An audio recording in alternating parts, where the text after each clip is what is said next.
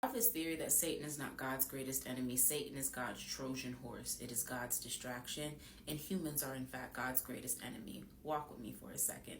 I was muddling over the idea of, if it's unhealthy to date a jealous man, why is it healthy to serve a jealous God? So I started dissecting, what reason would God have to be jealous in the first place? As a religious deconstruction advocate, my goal is to get people to expand their understanding of God to enhance their connection. And that starts by deconstructing any sort of contradictions or confusion that you might have within Christianity. And that was always a point for me, because jealousy is very human. Galatians 5:20-26 deems it an act of the flesh. So I was wondering, what need or want does God have that he cannot fulfill? Based off the definition of jealous and jealousy, to be envious of someone's accomplishments or their advantages, a feeling of anxiety, suspicion, or anger towards the potential loss of something or someone that you love to a competitor, a fierce protectiveness of one's possessions, possessiveness. Who is God's credible threat? I know the obvious answer may seem like Satan, but lions do not mind the workings of ants. So when you measure power on a scale, in comparison to God, Satan would be an ant. So who is God's lion?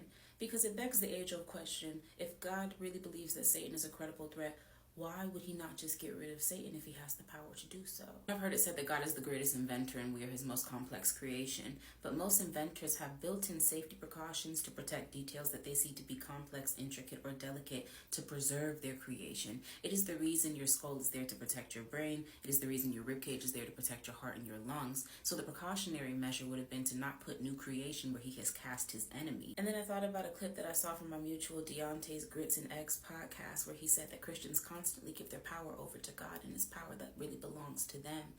And that's when I remembered that there is an idea that gods are sustained by their worshipers, and when the worshipers die, the gods die because they're ideas.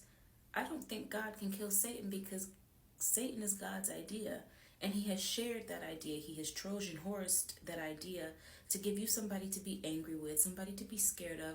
That way he could paint himself as a protector and a savior, and anything else that he would need to in order to sustain his worship. Isn't it weird that you're made in his image, but you have no power, and all the things that would be in alignment with his power are things that are deemed demonic and off limits because it is witchcraft and it is of Satan. That way you never try to tap in and find your own power, because if you find your own power, then what do you need his for?